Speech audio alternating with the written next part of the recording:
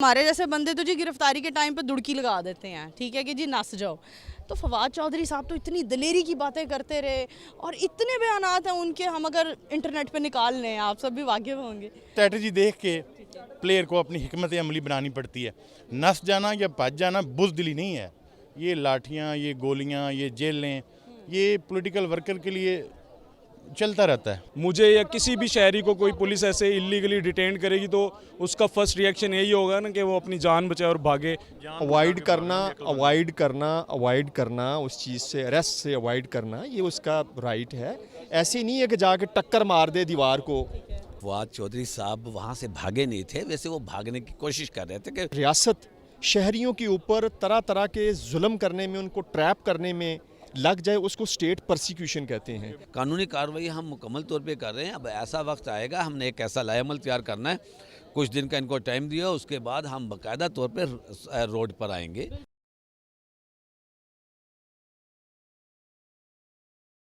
अस्सलाम वालेकुम, TV today के साथ मैं हूं आपकी मेज़बान नूर अमानुल्लाह। नाज़रीन, इस वक्त हम ज़मान पार्क में मौजूद हैं और मेरे पीछे आप लोग देख सकते हैं बड़ी तादाद में वकला बरादरी मौजूद है जो कि इमरान खान साहब को उनकी आइडियोलॉजी को सपोर्ट करने के लिए अभी भी ज़मान पार्क में मौजूद है। हाल ही में मैंने हम सब ने देखा फवाद चौधरी साहब की गिरफ्तारी के दौरान वो दौड़ गए जी, भाग गए और सोशल मीडिया पर जी अच्छी खासी उनकी वीडियोस वायरल हो चुकी हैं। अपनी वकला बरादरी से ही जानते हैं कि क्या फवाद चौधरी साहब ने दौड़ लगाकर ठीक किया या गलत किया। आइए हमारे साथ।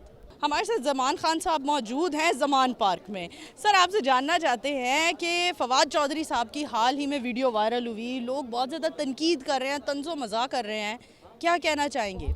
नहीं, देखें, ये लोगों का मजाज ही ऐसा है कि ये टिकटॉक देख देख के वो तंज़ो मज़ा, वो चीज़ें, वो एक बंदा हाई कोर्ट से अपने प्रोटेक्टिव ऑर्डर, बेल ऑर्डर लेके बाहर निकला है तो वो आज़ाद सिटीज़न है।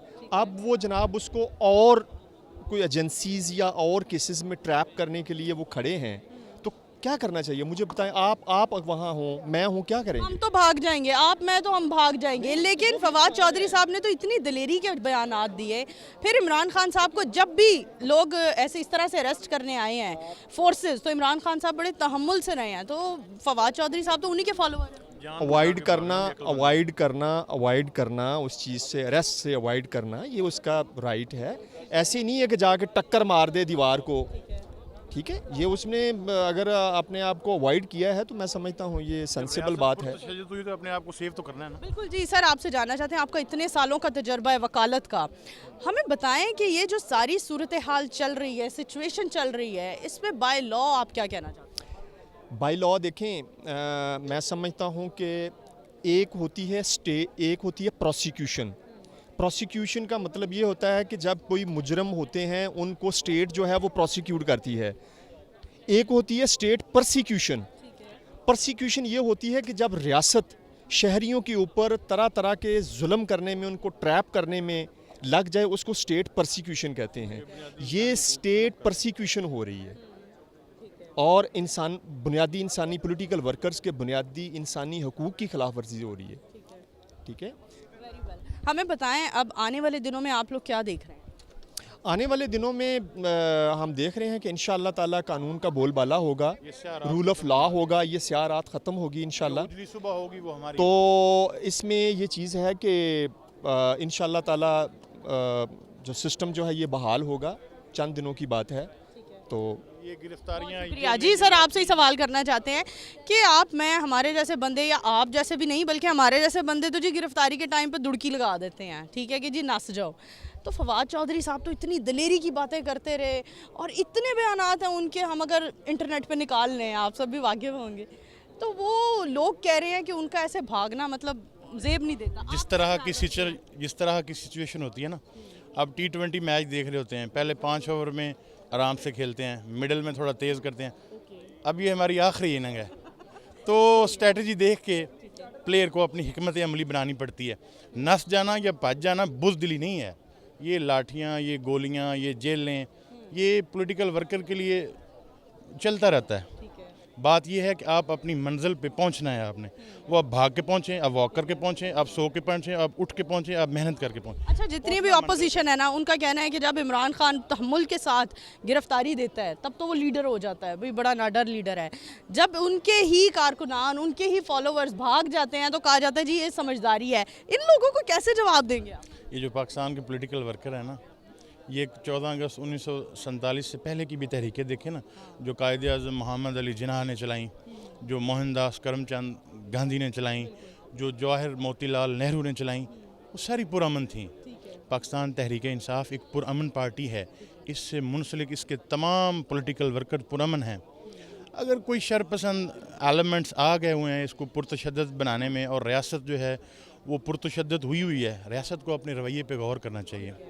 स्टेट जो है वो तो माँ जैसी होती है, वो तो अपने बच्चों को अपने परों के नीचे जो है वो संभाल के रखती है।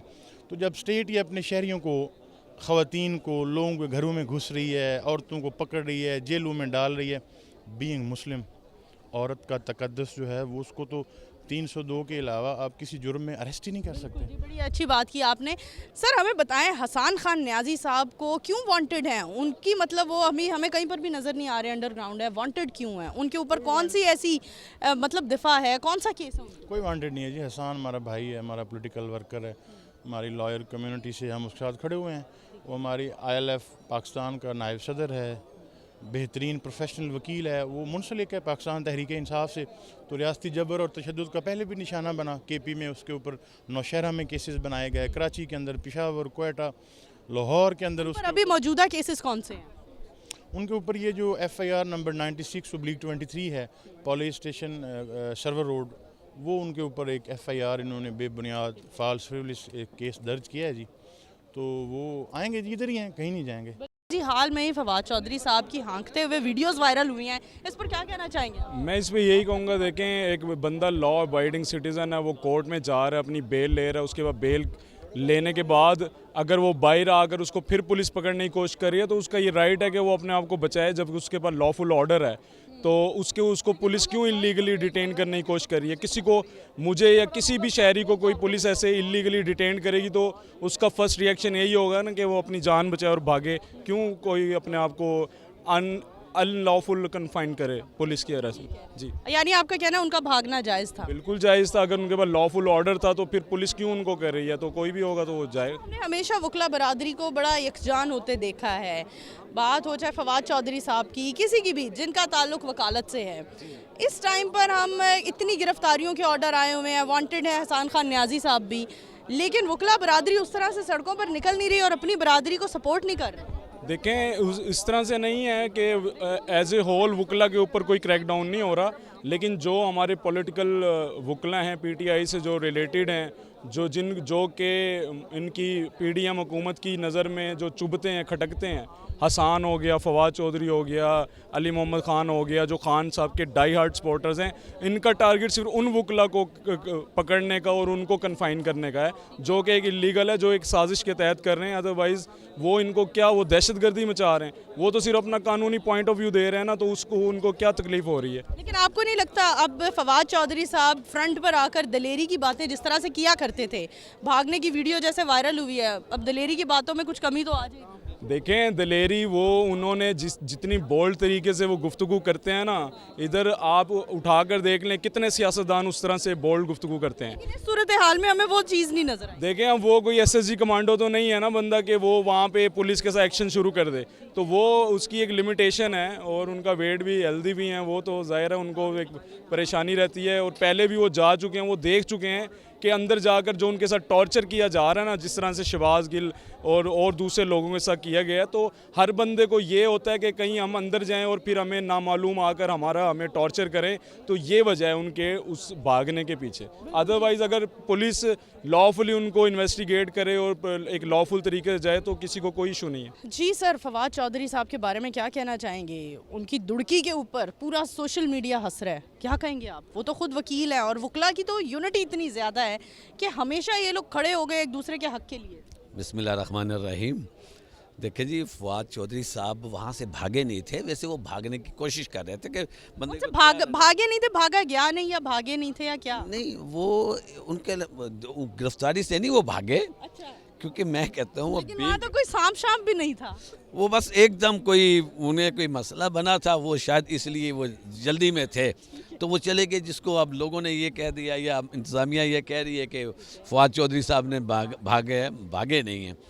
और आज जो हम यहाँ बैठे हुए हैं, अगर वकला या आपको कहते हैं इमरान रियाज साहब इस वक्त कहाँ हैं, देखें कौन सा वक्त चला है हो रहा है।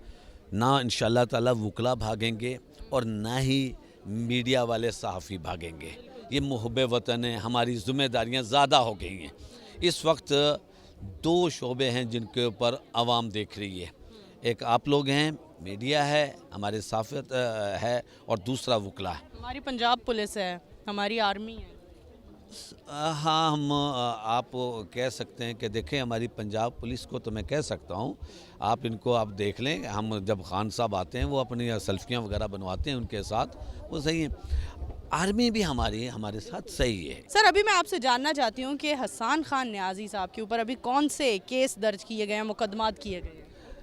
उनके ऊपर तो वो मुकदमा दर्ज करेंगे क्योंकि वो खान साहब के भांजे हैं, खान साहब के साथ वफादारी करते हैं, लिहाजा इन्होंने हर उस शख्स को टारगेट करना है जो खान साहब के साथ है। वो आम पब्लिक का हो जाए, वो मीडिया में से हो जाए, वो वकला में से हो जाए, वो पार्टी में से हो जाए, जो भी खान साहब के साथ सिंसियर है और उनको उनके रडार में है, उन्हें टारगेट करना है। अब मुकदमा तो उनके पास कलम भी है और 154 की रपट भी है, वो लिखते हैं। अच्छा सर, हमेशा हमने वकला को यकजान होते देखा है और खड़े हुए हो जाते हैं एक दूसरे के हक के लिए जहां बात आती है वकील की, किसी एडवोकेट की, लेकिन इस वक्त हम कोई ऐसी रैली निकलते नहीं देख रहे। क्या सूरत हाल नाजुक है, इस वजह से आप लोग नहीं निकल रहे?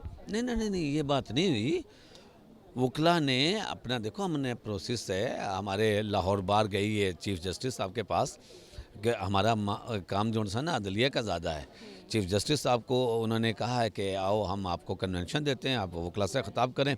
हमारे लाहौर बार का जनरल इजलास हुआ, हाई कोर्ट बार का इजलास हुआ, तमाम में करारदादें पास हुई हैं। अब हमारा ये स्टेप वाइज हम चलते हैं और प्रोसेस हम ये मुकम्मल कर रहे हैं कि इस वक्त हम तकरीबन कम व बेश भी कोई 100 कुछ केसेस हैं, रिटें हैं जो हमारी कोर्ट्स में पेंडिंग है, हाई कोर्ट्स में हैं, डिफरेंट हाई कोर्ट्स में हैं, पेंडिंग चली आ रही हैं। हम उसमें भी उलझे हुए हैं। कानूनी कार्रवाई हम मुकम्मल तौर पे कर रहे हैं। अब ऐसा वक्त आएगा, हमने एक ऐसा लाएमल तैयार करना है, कुछ दिन का इनको टाइम दिया, उसके बाद हम बाकायदा तौर पे रोड पर आएंगे, बाकायदा रैली की। वेरी वेल जी नाज़रीन, आपने जाना कि वकला बरादरी का कहना है कि एक टाइम पीरियड हमने मुकर्रर किया हुआ है जिसके बाद हम दोबारा सड़कों पर निकलते नजर आएंगे। इसी के साथ अपनी मेज़बान नूर अमानुल्लाह को दीजिए इजाज़त, दोबारा हाजिर होंगे, तब तक के लिए अल्लाह हाफ़िज़।